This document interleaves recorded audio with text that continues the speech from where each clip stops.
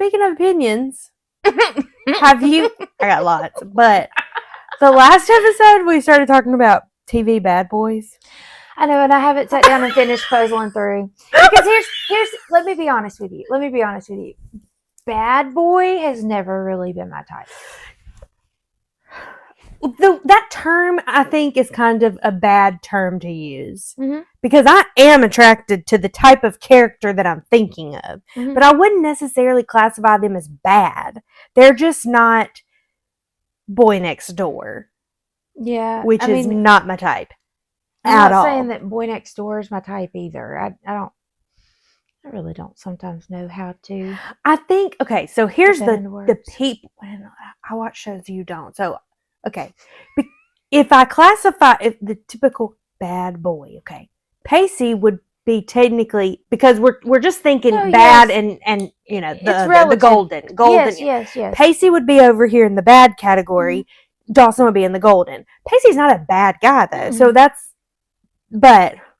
so like Pacey, Nathan. Mm-hmm. But if you remember, I didn't like Nathan until he basically... Oh, no, he was actually bad. Right. He was mean. Correct. That's what I'm saying. Like, I couldn't stand him until he'd gotten a little dose of Haley in him. And then it's like, okay, I'm on board. Mm-hmm. But I couldn't get on board with Lucas because he's just too... He's too boy next door. But I don't know. I know. Hey, there were parts of Lucas, like of his character, that I liked, but as a whole, like, I just would not be. You are not mine. You are not for me. You are not for me. But speaking of him, I am meeting him. Did I say that last week? I forgot. Yes. Well, I don't think you said it on the pod. I bought my ticket, so I am meeting him. I'm excited. I was not going to. No offense, Chad Montgomery, but because I have always loved him, always. Mm-hmm. But he wasn't on my list for this trip. Mm-hmm. But then I was like, why not?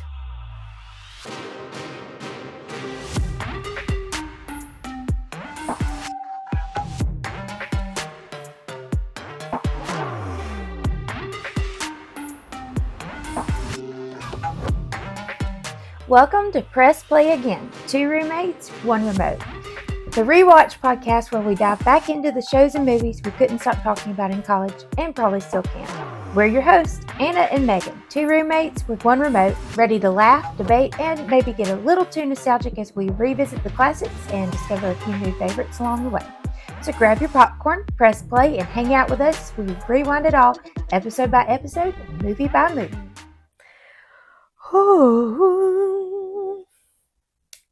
The synopsis for episode 8. After Dawson gets a $2,500 grant from the Boston Filmmaking Association following his win with his horror film, he asks Joey to help him work on his next film. She refuses because she wants to have a life of her own. That was a straightforward and harsh sentence. Yeah, it was. True, but that evening, Joey's semi-date, a dat, if you will, with Jack for a moonlight picnic prompts a resentful Dawson to join Jen at a bash house party thrown by Chris Wolf, where she gets drunk once again and he ends up saving her from doing some things she'll regret. Meanwhile, Pacey proves his worth when Andy's mother has another psychotic breakdown during a study session at her house. Also, Mitch cannot understand Dawson's views on their divorce. This episode aired on November 25th, 1998. It has a popularity rating of 115 out of 128 and an IMDb user rating of 82 out of 128. Mm-hmm. Whew. Before we started this one, what was your mood? How'd you feel going into it? After the last one that we watched, how'd you feel? Forgot we were going to be saying. I was hungry. We're only thinking about the pizza. I know. It was good. It was so good, too. I don't know. I was just kind of chill. Okay. So how do you feel after it? Maybe melancholy. I don't know. This is possibly going to sound bad. I mean, it's not a bad episode. It's not a good episode. I just kind of... Yeah, I honestly haven't even thought of my rating. I never crossed my mind to be, I was just watching, not even thinking about There were times where I thought I don't want to forget to talk about that or say something for this, but I probably already have. But my rating, I'm going to have to really think about it because I don't know. Mm-hmm. My mood going into it, because it's been like a week since we watched, I don't know that I have a mood going into it. I love the show, so I'm just ready to watch it at any point. I knew that this episode was just kind of bland for me. It's kind of a throwaway. Well, to me at least. Not if I think about it in the grand scheme of it all. Maybe, but like, I mean, I know that there's some semi-important things that get talked about or happen, but it is one that's not going to like necessarily resurface for me. So okay, does that make sense? Yes.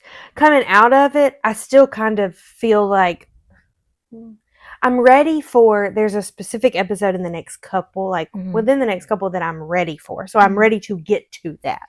Right. So we have to watch them, but I'm just kind of like. I feel like in the grand scheme of things, this episode was just a filler episode. Like, you had to have certain storylines moved to another point, and that's basically what this episode felt like to me. Okay, I see it because it's not anything major. Yeah. Okay.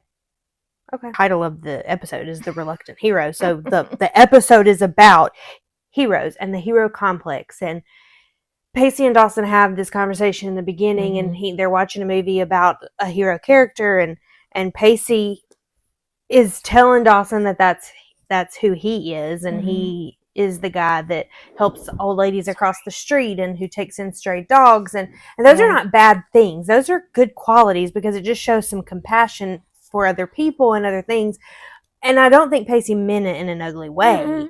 Dawson, though, I think he has a little bit of insecurity that he thought Pacey was saying it. Him, yeah.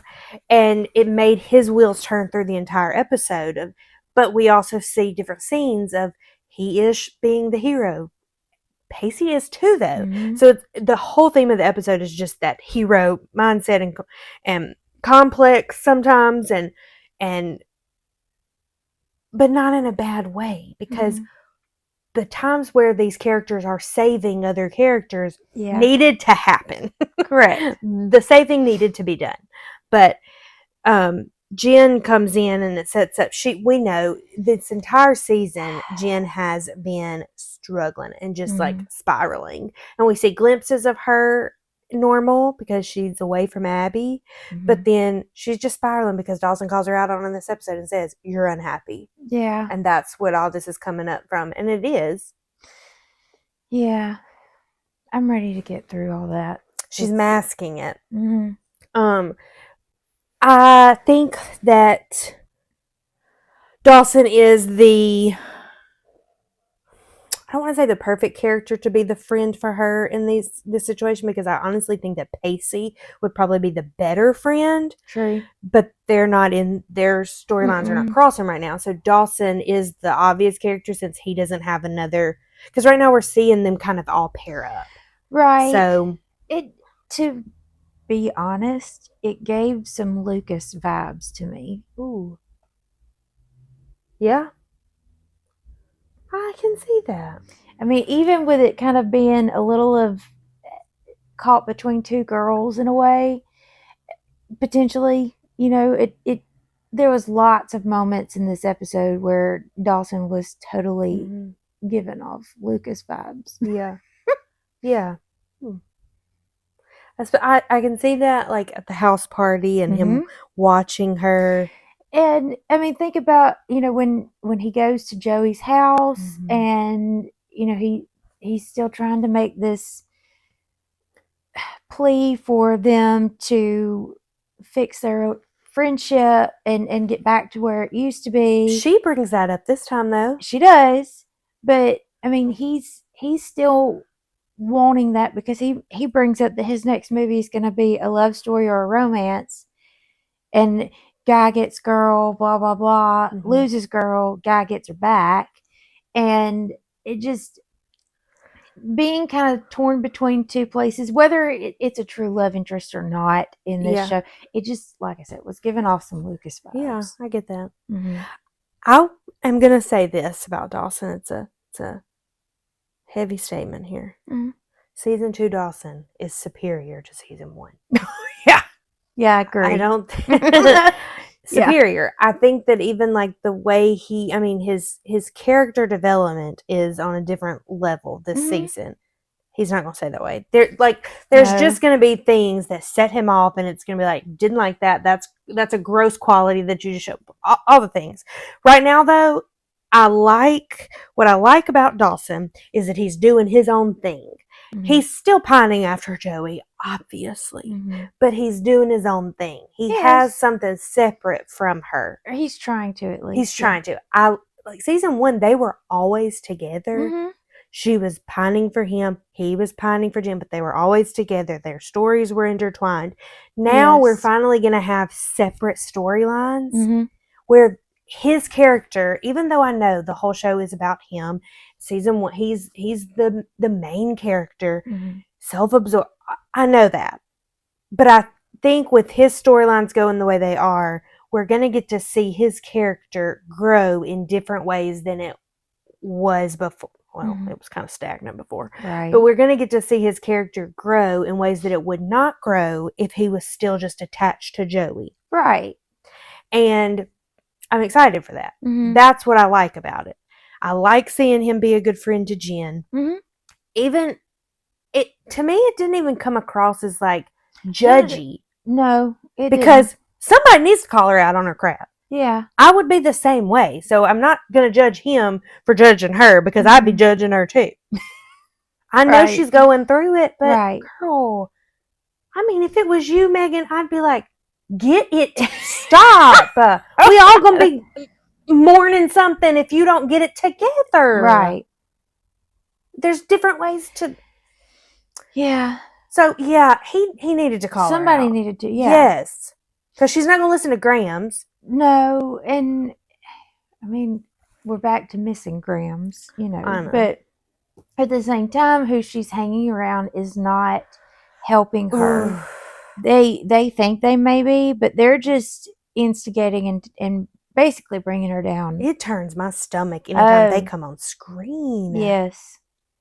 Chris Wolf. Sleazy. Oh, and whoever this other guy is. Yeah, that's just disgusting. Oh my gosh. Creepy. I mean, just creepy. And I know they're acting, so it's not them. The characters, the way their characters are supposed to be, of like just their eyes traveling up and down her entire.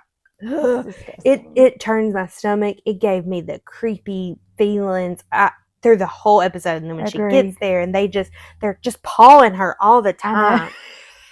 Oh my gosh. Dawson picks her up and carries her over his shoulder. I thought, well, that's one way to do it. Mm-hmm. Yeah. Ooh. Very uncomfortable. It was. The whole thing. I mean, and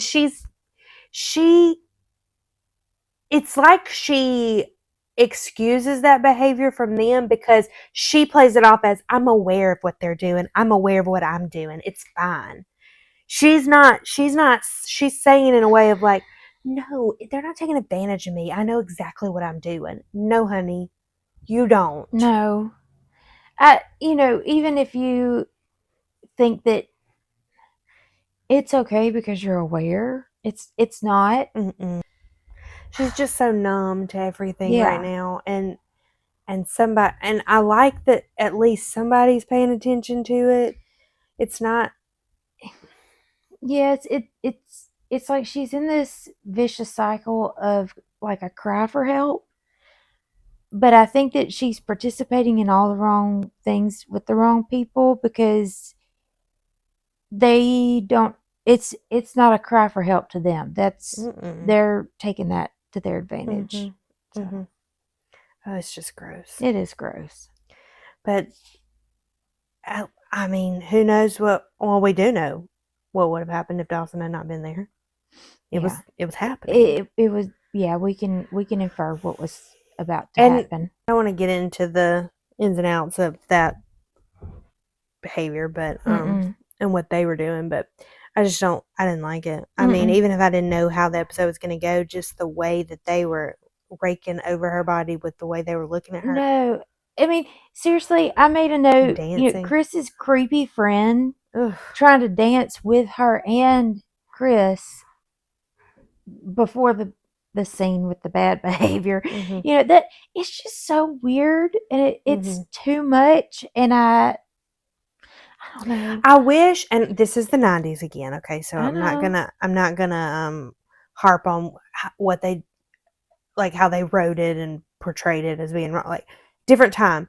I wish, though, and I think if it was made now, it would be done in a different way. I wish that they could have had more of a conversation of, like, what you're doing is not good. Yeah. In simple words, but, like, what they were doing to you, even though you were conscious, was still not acceptable. Correct. Yeah.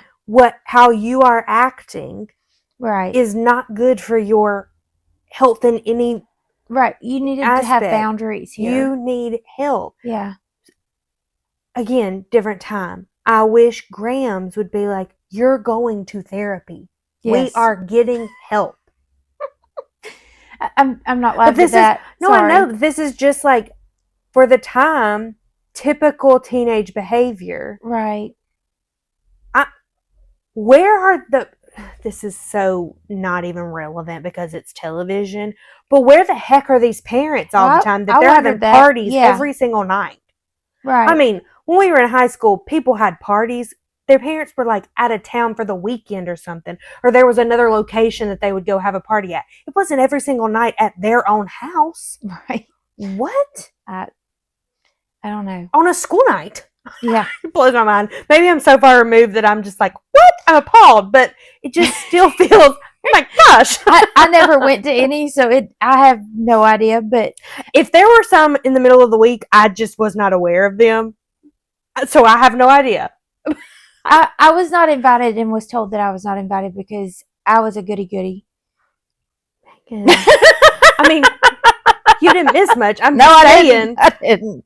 How dare them? I don't care. It was. I was like, if they could see you now. I ain't worried. I'm just kidding. I have lived a very full and happy life. Exactly. I did not miss their parties or anything that I missed. Yeah. No. I turned my nose because I've been labeled that too. I probably still am. I don't really care. I'm fine with it. I mean, I feel like I didn't miss anything but trouble back then. Oh, absolutely. So I would be invited because I was in the friend group. God help me if anybody's listening. But I was in the friend group, but I would make up. Instead of, this is the thing. I should have just been confident in being like, no, I don't want to go. Right. Now, looking back, obviously, I wish that I had done that. A teenager, you don't want to be like labeled as weird or whatever. Yeah. Now I don't care. But now I'm just like, no, I don't want to leave my couch. I'm so sorry. I don't want to be around people. But then I would make up lies. Lie about having to be somewhere else. And I would blame it on my family. I'm like, no, I'm sorry. We have to go out to eat. Stuff like that. Like, I have family Christmas or something. It's my baby brother's birthday. Oh, I didn't think that was for 3 more months. Oh, well, we're celebrating our You're an only child. I mean, that's not true about me, but I'm just saying. I know. Now I'd be like, no, I don't want to go. Yeah. But then, you're 15, 16 years old. I didn't want to be, I knew that there were things people were saying about me already. Right. I didn't want to make it worse. And so I'd just be like, no, I can't go this time. Or I'm sick. I got the flu, things like that. Not feeling well. Silly. No. Silly. But this party they looked 45. Every single person there. I mean, half of the people in the hallway at the school look 45 in these scenes. It blows my mind, but at the same time it's like, I mean, we're not just, only because you brought it up, not just the parents of this guy whose house they're all piled in at, but like, where are the parents of all these other kids that are attending? Like, you don't I don't know. God help them if they had Life 360 back then, because they wouldn't. Because Life 360 is not always perfectly accurate in like the exact location. It'll have a circle, and so them being on the creek like that, it would show my mom that was drowning in the water or something. Yeah. You know, we didn't. I also did not have Life 360 when I was in high school. When I was in college, I think we all got on Find My Friends on iPhone. But I would turn it off sometimes when I didn't. And I'm pretty honest with my mom. Like, I never told lies of where I was going. And if she asked after the fact as to why I Find My Friend, I was in college also. Mm-hmm. I'd be home for the weekend or something, and I didn't want them to know who I was hanging out with. Not because they would have been like, you can't go there, because I was over 21. I didn't want to hear the questions of like, are you for real with that person right now? You know what I mean? Yeah. So God help these people in the 90s if they had that, because they might not be partying at the creek. No, but a bunch of things would have been different if this wasn't the 90s. I know. Simple time though. I would love to go back. So I would love to be a teenager in the 90s. Did you notice when it went to the scene of Jack and Joey in the lunchroom, and he held out his lunch card for the lunch lady to punch it? I mean, it kind of made me laugh because we had to memorize a number. Oh, I did too. So stressful. I still use it, so I'm not saying it out loud. Like it's part of my passwords or things. Oh, I was like, what? You just go eat lunch at the cafeteria sometimes? No. They give you free lunch because you remember your. No, not like that.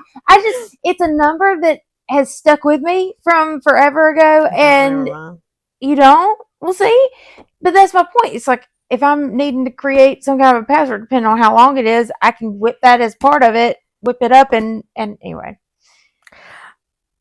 I was always nervous I was going to forget. Clearly I did. But sometimes they would just randomly change it. I'm like, I've spent 12 years memorizing one number. Well, I still remember my UAID number, and it's forever long. Shut the... What? Front door is what I was going to say. I know. I can barely remember... I can barely remember most things. Anything. Yeah. My memory is spotty at best, but something about those numbers is ingrained.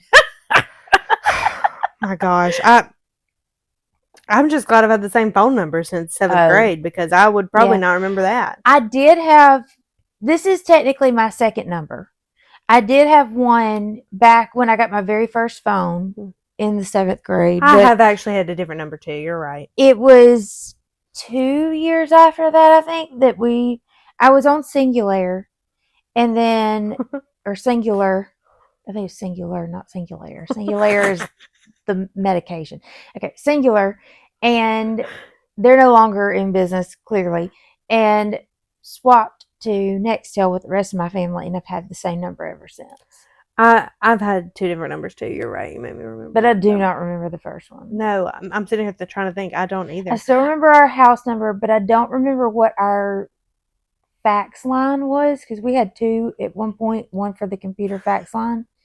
I don't remember it, but I do. Now, this is so weird. I don't remember a lot of things, but there's a girl that I went to school with, like, forever. Mm-hmm. Went to church with. Her dad was our preacher. Like, we were in the womb at the same time. Mm-hmm. I remember her phone number that she got in 7th grade. It might not even be the same now. It was all through high school, though. Yeah. And because when we got our phones on Christmas morning that year, mm-hmm. Our numbers were the only ones programmed in each other's phones because our parents had done that. That's cool. And so I remember her number. Mm-hmm. Still. And mm-hmm. This was, 7th grade, you're how old? 11, 12, right? Because I think you turned 13 in 8th grade, right? Maybe. I don't know. That's a long time ago. Yeah, it is. Just saying. Mm-hmm. And I still remember that one, but I don't remember a lot of things about myself. So, yeah. But, anyways. Jack and Joey, though, they go on a dat. He asks her on a dat. He said it's like take the E off. It's silent. Take the... doesn't say that. doesn't say that. I'm just making sure everyone knows that Take the E- grammatically the E is silent on date. Yeah, take the E off of date is what he says, and it's a dat. dat. Oh, he's being brave. He's not smooth. No, but he's pretty brave. I mean, he just got punched out for kissing her while she still had a boyfriend, and now he is just going for it. He then, even after she agrees, goes to sit down with Pacey and Andy and is so excited, and Pacey's real uncomfortable. Yeah. Because he's kind of in the middle of it. I did like when Jack was like, I'm sorry, Pacey, I know he's your friend, and Pacey just says, it's fine. Just don't put me in the middle of it. I like that. I like that too, but everything about Jack right now, he's sweet, but he's not cute. It just makes me very uncomfortable watching. Yeah, because again, the character of Jack is who we're talking about, not the actor. No, correct. The character is supposed to be this way, but he is just so dorky and so cringy, and everything he says, there's no chemistry in it. Because I do think it's meant to be that way. I know. It falls flat. It seems like he's trying to say and do things that he thinks or what he's supposed to say and do or how to be smooth. And it's very clear that he has no experience. Yeah. And if he does, it didn't work the first time. It's not working now. But you've got Joey who doesn't even realize this because she has no experience. And all she's ever... I mean, Dawson is, other than those couple of, well, I mean, flirts. Let's be honest. Outside of where she and Dawson have tried to work out some kind of relationship, all that she has had is pining for Dawson in a friendship. So if that's what she's comparing this to, she's kind of on the right track because it isn't more than just a friendship. You know what I'm saying? Anyway, it feels like, to me, it almost has the feel of when you've been friends with somebody for so long and you try and it's like, this ain't working. Like her and Dawson at least had a little chemistry. Yeah, I agree. I didn't like it. No, but there was still something more there with them. This felt, and that's the risk you take. It could be one way or the other. It could be the best thing where this has been your best friend and you risk it and that is the love of your life and it's the greatest story you could tell. Mm-hmm. Or it could go the other way and it's like, you're like my brother. Yeah, I wish we'd never. Mm-hmm. Yeah. I want to throw up when I think about kissing you. Mm-hmm. That was harsh. But anyways, like it's one or the other. Mm-hmm. One or the other. Perfect example is these two different relationships. Yeah. But they have their little date at the... Their little dat. Their dat. Excuse you. At the river court. That's not the river court yet. I know. But overlooking downtown Wilmington. And he doesn't like the fact that she brings up Dawson or mentions something about him. And, I mean, she didn't bring it up in a way to be... She doesn't know how to not bring him up. He's that entwined in her childhood. Yeah. So she's telling a story from a friendship in her childhood of what they did. Like, how does she dissect that? Yeah. She can't. It's either that or just say I was with a friend and you don't name him, but it's already obvious who it would be. That's just dumb. And she doesn't even catch that. Mm-mm. It's weird because she wasn't talking about him as an ex-boyfriend. She was talking about him as her best friend from childhood. Mm-hmm. She was just stating facts about of something they did. Yes. Yeah. It's not like she was trying to bring him up or throw it in his face or anything like that. Or monopolize the entire conversation and make it about him. No. That's not what it was. And he got uncomfortable. But that lends to the fact that he's not from there. He doesn't have that history with them, and he doesn't understand that history. Mm-mm. Even if he had grown up there and wasn't even friends with them, he still would have known this about them and like been an outside person watching. He didn't grow up there. He doesn't know that. He doesn't get it. So, and he doesn't have that experience. Mm-hmm. But, I mean, I never thought that Joey and Jack had any chemistry. I just don't. I'm ready for him to just be himself, I guess. I don't know. Yeah. In terms of talking about a TV show, not mhm. what we believe, but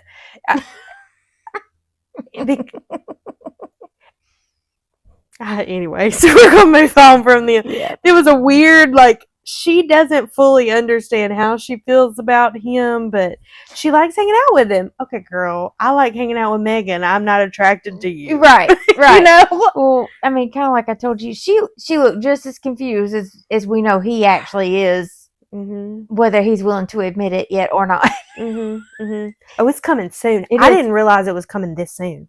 Okay. I really didn't. I was kind of looking at some episodes ahead, and I remember a few episodes back. No, the last episode. Was last episode the all-nighter? Yeah. Yes, it was. Yes. The teacher in that episode, I said, that teacher comes back. I think it's like season 3 or 4, and he's this, that. No. It's this season and just a few episodes. The thing that I'm thinking of. Okay. So, all of this with Jack really... in my mind, things are longer. Like, the Dowie... Oh, my gosh. Is that their ship name? Dowie and Dawson. Joey and Dawson. Yeah. Were together longer than they were in this season. It was like 2 episodes. So I sometimes realize that when I go back and rewatch things, it feels like in my memory that it takes more episodes or it takes longer to reach certain milestones in TV shows or even sometimes movies. And then I go rewatch it and I go, wait, that happened way faster than I remembered or thought. And I don't know if it's because if it's a TV show that there's like weeks in between when episodes air, or if somehow it's almost like my brain just thinks it's further apart. I don't know, but I mean, with Joey and Dawson, they do get back together and break up again. So I could be like just kind of mushing it all together. But really, I mean, we're only on episode 8 of season 2, and they are already broken up, and they just got together. So it was a lot more accelerated than I thought. But season 2, when I was looking ahead at certain episodes and like prepping some things, I don't usually say anything. It's not like I don't say anything good about season 2, like I'm saying bad stuff. It's just not one that I talk about as one of my favorites. This show in particular, no, One Tree Hill, it's just not, and I can tell you that with confidence. This one though, it's like I jumped straight to season 3. Yeah. But when I look at these episodes in season 2, they are iconic episodes, and like very specific storylines that are embedded in my Dawson's Creek brain. The just go with it. The Andy and Pacey and her mom and Jack coming out storyline, all of that is iconic in this show to me. And Jen and her spiral even, and like what's coming with that. Joey's dad gets out of prison in this season. Like there's so much that is season 2 that I guess I just throw it away like it's not important, but it really is. And there's some good stuff. So I am so sorry, Dawson's Creek, because I usually am just like, get me to season 3. But season 2 is a good build up for season 3. Yeah. So that's all I got to say. Now, season 1, I still feel the same. I said what I said, and I stand by it. Yeah. There were good episodes. Yeah, but season 1 is just... Yeah. It didn't feel like they really knew themselves. Anyways, we've said all that. But yes. So, can we... What? I was going to say, I mean, there is... I was ready for Pacey and Andy. Okay, well, before we go there, I just was going to at least acknowledge that, Dawson and Joey win the contest. Oh, yeah. He tries to give her the money, or at least half of the money, because they've won $2,500. Yeah, because she was mentioned as part of that. She was the producer of the movie. Correct.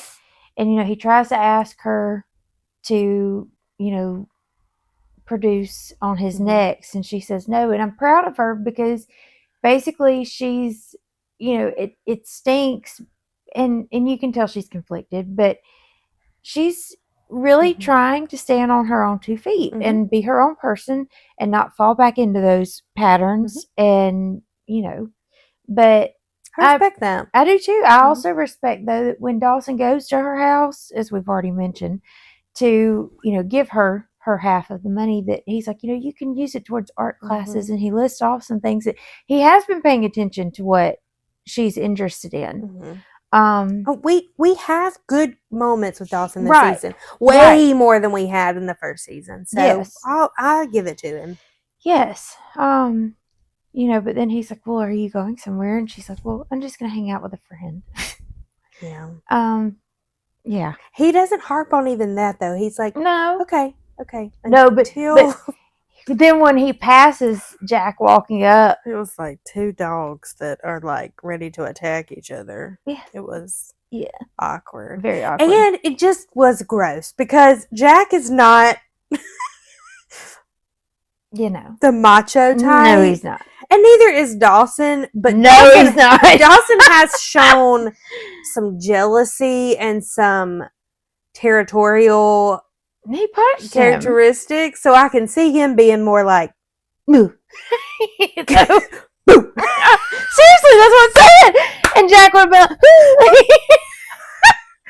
so it's just an awkward, it was just, I know. But, and then the last thing I was going to mention was just, we see Mitch, who's moving out in an earlier scene. He wants Dawson, or he tries to ask Dawson if they can hang out, like do this friend thing. And Dawson's not for it. Then we see a scene where we were talking, like, where did he move into? And, questionably, it looks like it may be that warehouse that he's bought from Miss Jacobs. And, at his new place, he's trying to give Dawson keys, and Dawson again confronts him about this whole, like, I have friends. I don't want another buddy. I don't want another friend. I want a father. Can you not respect that? And he's like, well, I guess I have to. Yeah. Well, because Mitch says to him, you don't have to like it, but you need to respect our decision. No, he doesn't have to. Because you are the parent and he is the child, he does not have to respect it. Right. He can feel how he feels about it. Yeah. But, trying to just, the way that Mitch has gone about all of this is so slimy. It is slimy, but it gives me this, what's the word I'm looking for? It's just, he's like beating him in the head with the fact that, like, it's my world. Oh, yeah. Basically what Mitch is saying. He's like on his high horse. He is. And it's disgusting. No, Dawson, and I know at the end we have the scene where he takes Jen over there to just sleep because she can't go home, and he has that talk with his dad, and he's like, I really think he should have taken her back so that Grams could tear into her. Well, he's trying to be a good friend, I guess. But he has the conversation with his dad, and they kind of make amends, and he's a little nicer in his tone with his dad. But I'm on his side. On you yell at him. At the least, though, Mitch is like, you have to respect that. Ugh, no. Well, unfortunately, in this case, the way you're acting doesn't really warrant or garner respect. Like, it's not a given just because you're an adult. No. Yeah, that's what it felt like. Correct. It's a given that you're gonna respect me. It's even worse than or deeper than just demanding it. It's beyond expected. He hadn't asked about Gail. How is your mom? No. Nothing. I really kind of missed her this episode. He's just the first time we see him, we're all over the place. The first time we see Mitch, though, he's sitting in Dawson's kitchen, drinking coffee from the coffee pot, reading the paper, and he's like, "What are you doing here?" Valid. Exactly. I made a note of that. Up. Yeah. Refills his coffee like it's still his. And I know it is still technically his house, but you made the choice to move out. Yeah, you need to respect that boundary. Correct. There is no boundaries being respected, so why should he respect you? Mitch has the nerve. I'm over Mitch. And his stretched out short crop top tee in this episode. It was not working for you, buddy. Not good. So I was completely 1000% on Dawson's side Same. and how everything, his entire response, because honestly, it's not even how I would respond, because I probably would have just held on to everything and then had a big blow up, not even to like my parents. I probably would have just held it in and blown up in another situation, and then it could be traced back to this is why. But so I actually respect that he felt like he could. I know. Or not even felt like he could. He just did stand up to him and give his opinion and show his feelings. Yeah. But I mean, that's the thing. Like, I am best friends with my mom now, but I'm also in my 30s. Yeah. When we were teenagers, No. our parents didn't need to be our best friends, our buddies. They needed to be our parents. Mm-hmm. That's the only way you can get to a healthy friendship with them when you're an adult, is when they have been a healthy parent and set boundaries that way. There ain't no boundaries up in this show. No. But we've already discussed it plenty of points in this podcast, that the parental below par. Yeah. Dawson, I see the like theme of the show a little bit in him, of like, he doesn't have it all together. He may be the main character, but he's just trying to figure it out, and he's going between this, my world is perfect and everything's good, and then my world is falling apart, and I'm trying to figure out the balance. And I get it. I'm hard on him as a character, but he's not perfect. No. And so I'm going to continue to be hard on things that need to be called out. Yeah. But right now, season 2, Dawson, he's not giving me a lot of things to call out as bad, because he is going through it. He is. And he's responding in pretty mature or relevant ways. If it's not mature, well, he's 16. He's 15. He's not even 16 yet. True. His 16th birthday is coming in a few episodes, so he's still 15. So he's responding, if it's not technically mature, it's because he's 15, and he's responding the way a 15-year-old would in these circumstances in his life. So I like it. Now, we're going to get to points where he does not act the way he should when it comes to the Joey and Jack, or her with somebody. We're going to get there. So I'm not off the Dawson hate train just yet. But right now, I'm enjoying the moments where I can watch it and go, okay, Dawson. It's not so too much. It's tolerable at this point. Yeah. Pacey and Andy. Yes. Let's go. I'm going to save them for last every time. I'm going to say Pacey for last every time to end on a high note. I know. Oh my gosh. First of all, I just want to hug him. I know. The guidance counselor, I know he's just laying out the facts of like, this is the situation you've gotten yourself in. Yes, his 1.7 GPA. Oh my gosh, that really made my stomach drop. Like, oh, how do you come back from that? I know. Wow. You even failed your aptitude test. And then he just continues. And I know the point of it was to just continue to beat Pacey down, because that's what he's used to. But even saying like, you have no potential for what's to come. Like, just graduate and then hope that, what did he say? The something about reconstruction or something about welfare. Yes. Kicks in. Yeah. Oh gosh. And so he's kind of resigned though as he leaves. Like, he's not upset necessarily. He's not mad. He's resigned, because this is what he's used to. Yeah. And like, what are you gonna do? I mean, it's all of the adults in his life are just basically saying the same resounding thing to him, and he really needs some people to speak some life into him. And thank goodness for Andy McPhee. I know. She is not having him talk down about himself. I'm not coming to your pity party. Oh, I love it. I love it. Because she holds herself so high to a standard. She's not going to be with somebody that can't meet her there. He has the potential to, and she sees that. Correct. She likes him for who he is, like we've said, but she also likes the potential, because she doesn't look at him as a loser. No. He's funny. He makes jokes, but she also sees that he makes those jokes to hide the disappointment or the pain that he's in, or the mask that he has to wear. And so she invites him over. She's going to help him study. She's determined to help him get his life on track. Yes. So I thought it was really funny in her room Yeah. where he's like, how do you know it's important? Because she tells him to highlight the important stuff. Yes, we were saying that. I feel that. I do too. I do too. What if I miss something that's important? Yes. I need to highlight it all. I mean, when I was studying for the most recent thing, which would be taking my COA test a few years ago, I mean, I made it almost all the way through the whole entire textbook. I mean, clearly I passed. I got certified. I made a very high score. Proud of myself. But I was making like flashcards as I went, and the number of flashcards that I had was insane. The amount of the textbook that is highlighted is probably 95% of it. And it's all color coded at that. Like, of course. I have like this whole thing of these Sharpie markers, but they're like highlighters too. Mm-hmm. And it's at least 28, I think, colors. And I tried to equate that to something in my head. Kept switching. But I mean, even the flashcards were the same colors, whatever. I highlighted it so that it would correspond.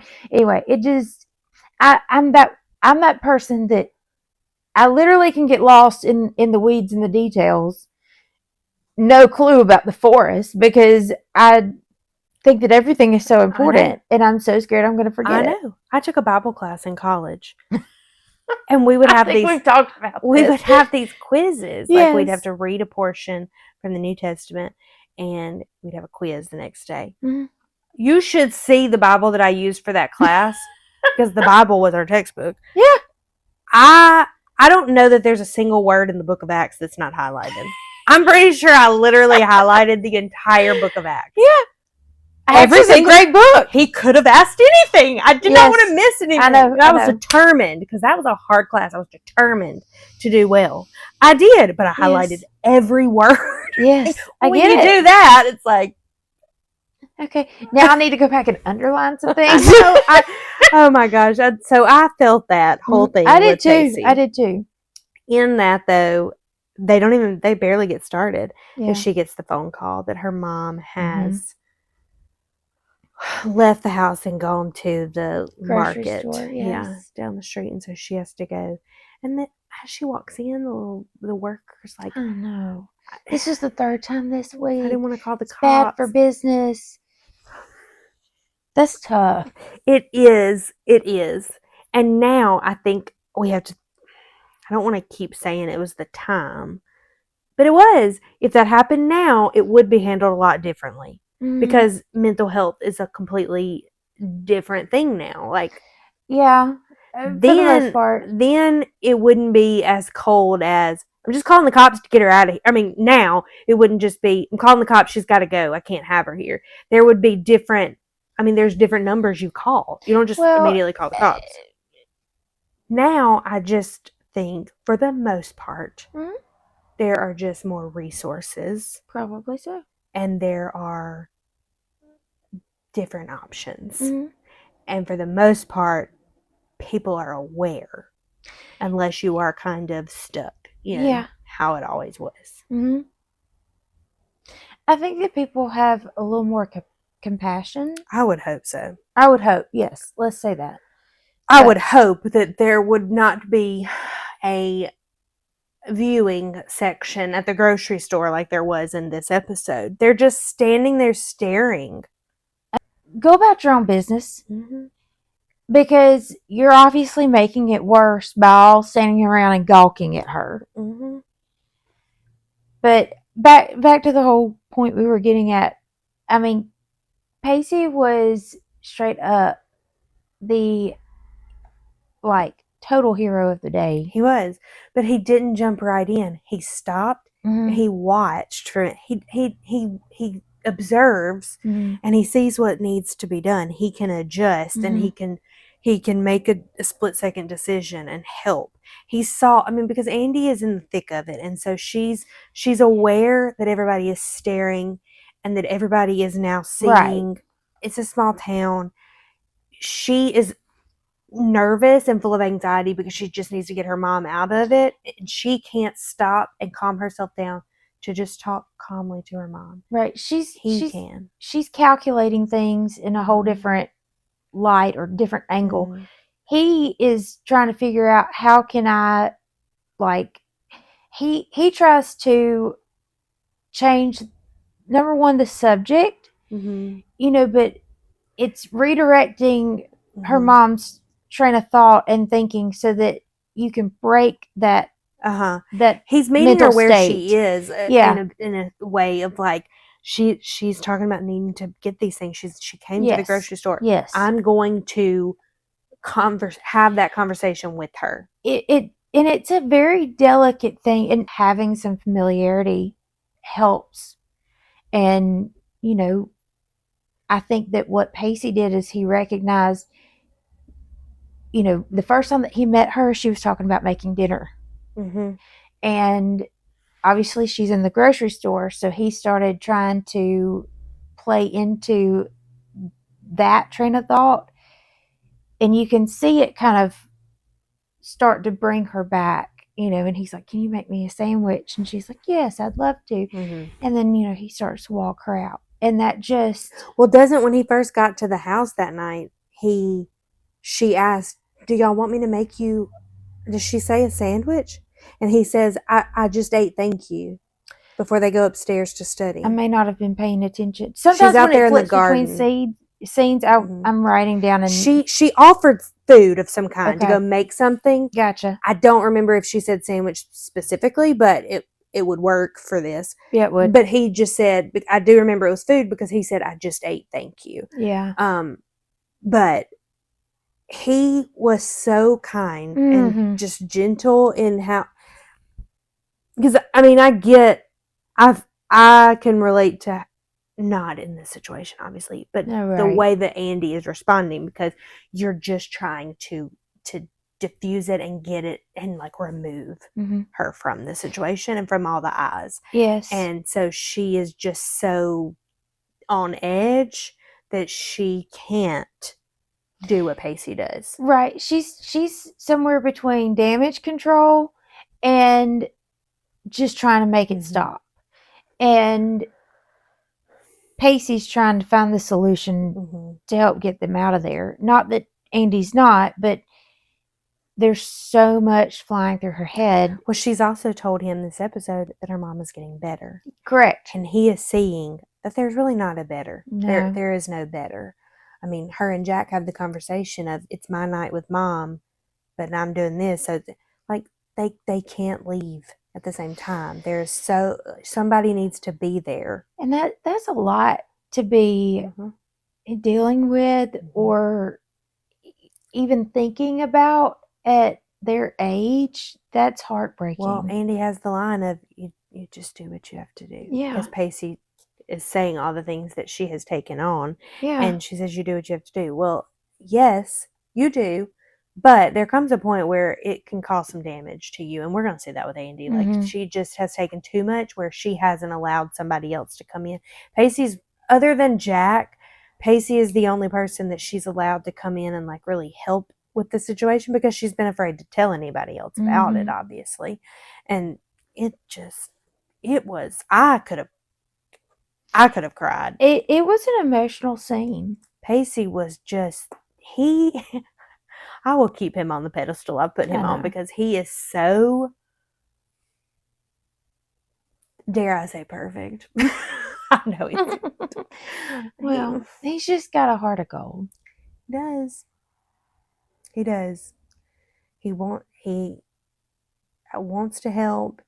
He wants to, not like, he doesn't go into situations looking to be a hero. He just goes into situations to where he helps. He's just his own kind of underdog, and who doesn't love a good underdog story? Andy tells him that she's proud of him. Oh, I know. And he kind of plays it off in a joking way of like, I'm not used to hearing those words directed at me. But it's true. Oh, please tell him every day. Please tell him every day. I'm proud of you. He doesn't even need the words I love you. He needs I'm proud of you. Yeah, he does.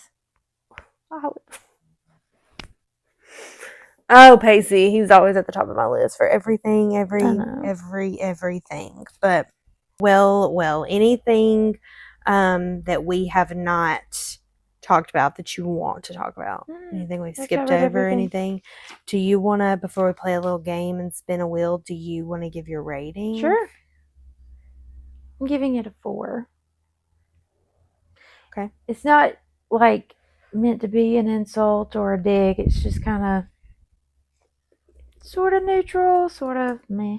You know what I mean? Okay. So. I think I have to go with 5 because I can't give. I think a couple others got a 6 this season, and I think they deserve to be above this one. Mm-hmm. But I'm going with 5. I think the Pacey and Andy, and more specifically, her mom. Yeah. That whole storyline is like a really. It was to me the highlight of the episode. Agreed. Even though it's a heavy thing and it's a sad situation, right. It's the highlight of the entire episode. It's a sweet scene in the way that that Pacey kind of handles it. Yeah. I mean, I appreciate like Dawson, how Dawson's being right now. It doesn't take away from any Joey and Jack, whatever. I know. That to me is a throwaway, but yes. I just don't care. But by far, Pacey and Andy, number 1. So I'm giving it a 5. No red flags. Nah. There was only one movie. I was gonna say the only red flags it might. Mitch. Yep. We are in tune these days. I know. Because we had the same. You said that about Chris Wolf last episode, and I finished it for you. There's one movie. Only one. Do you remember where? You may not remember the name, but do you remember where it was? Oh,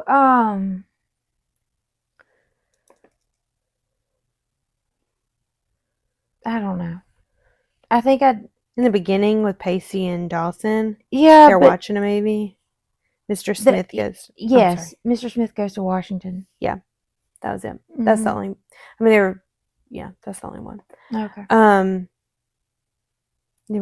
I'm gonna spin a wheel. Okay. It's my turn to. It's your turn. Ask you.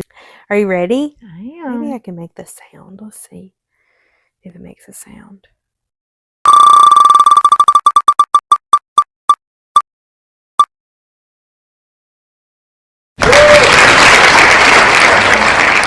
If this aired today.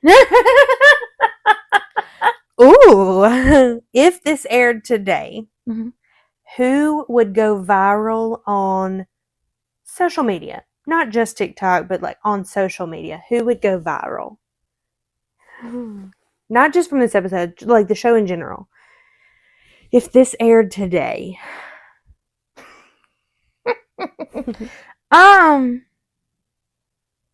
I don't know if I'm thinking about this in the right context. I mean, part of me wants to be like Abby Morgan. I was just thinking Abby Morgan. She's such a train wreck. She would have it all. But here's the next question: who would get canceled? It depends. You asked the wrong person, somebody might try to tell you Grams earlier on. That's true. That's very true. On. But that horrible teacher. Okay, that teacher, but Miss Jacobs also. There's a lot of people that would get canceled today. Yeah, there's a lot of people that would get canceled. Okay, let's just narrow down to one because we might get this one again and we can always say more. Well, then I'll go with the old teacher that's a jerk. Okay.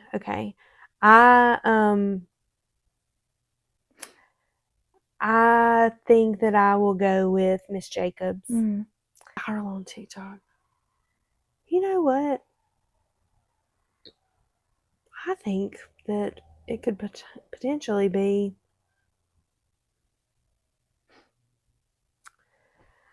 I think it could be like, in a weird way, Dawson. Not intending to. Yeah. If it's okay, because there's multiple ways to make a viral video. It could be like a very polished, and it's it's the editing and all that would be Dawson. If it's just like a crap show, that would be Abby. Yeah. But my personal opinion, the stuff that's just cut, Mhm. nothing to it. That's the stuff that the algorithm pushes. Yep. Therefore, Abby Morgan is. Abby Morgan. Yep. Ugh. It would be. Who would have a podcast apology episode? Because they're afraid of being canceled. Miss Jacobs. I would say Miss Jacobs or Gail. For sure, Gail. Oh gosh. For sure, Gail. Okay. Who? And that would be right up her alley, being that she's on the news and everything else. Yes. Yes. Dawson would video it. Yes. Gosh. Okay. Episode MVP, character or moment. Well, that's obvious. It's Pacey. a given. Pacey, and the scene at the market for sure. Yeah. Okay. Anything left you want to point out, talk about? Something you're looking forward to, not looking forward to? I mean, I'm ready for Jack to figure some things out. Yeah, it's gonna get real clumsy and I know bad soon. I'm ready for him to get past that because I'm dreading the clumsy. Yeah, me too. Awkward. I'm dreading that too. Yeah. I am looking forward to some more scenes with Pacey and Andy and them getting closer. Yes. I'm also ready for the Jen thing to go. It worked out, yeah. To figure itself out, but I know it won't be right away. So yeah. I'm ready for Jen to actually have, I know Dawson is her friend. I'm ready for her to have that best friend. Mm-hmm. Agreed. She needs it. She needs it. A real, really that's her good. Yes. Real friend. Yes. Yeah. That's not just because they're in the same friend group or because they're just together because neither genuine one of them friendship. Yes. I'm ready for that. I'm also missing Grams. So yeah. Me too. Me too. That is missing. All right. You ready? Sure. And that's a wrap on today's episode. If you loved hanging out with us, make sure you like and subscribe on YouTube where you can watch this full video and follow us on Spotify so you never miss a rewatch. You can also find us on Instagram and TikTok for clips, behind the scenes moments, and all the nostalgia your heart can handle. Leave us a comment, rate the show, share the episode with a fellow roomie because it truly helps more than you know, and we love hearing from you. We'll be back every Tuesday and Thursday with more laughs, more nostalgia, and of course, more rewatches. Until then, keep the remote close, the memories closer, and as always, be kind. Rewind and press play again. Bye, roomies. Bye. Roll the credits. Press play again. 2 roommates, 1 remote is fully DIY. Editing, us. Producing, also us. Recording, yep, still us. Posting it everywhere, shockingly, us again. 2 roommates, 1 remote, 0 team. So please clap accordingly. Thank you very much.